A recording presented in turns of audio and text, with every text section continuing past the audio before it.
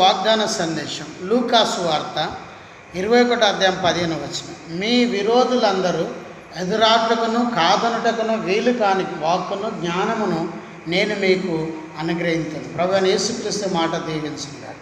ప్రియులారా, ప్రభు ఈరోజు మాట్లాడుతున్న ప్రవచనాత్మకమైన సందేశం మీ విరోధులందరూ. ప్రభువుకు స్తోత్రం.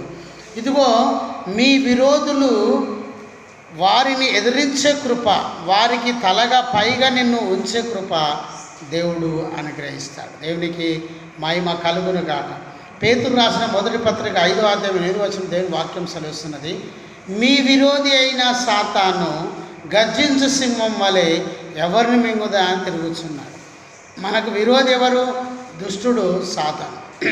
అయితే ఆ దుష్టుణ్ణి రోమా 16:20 ప్రకారం సాతాను దేవుడు తన కాళ్ళ కింద చితకదొక్కించాడు. విరోధి అయిన సాతాను ఏం చేశాడు? చితకదొక్కించినాడు.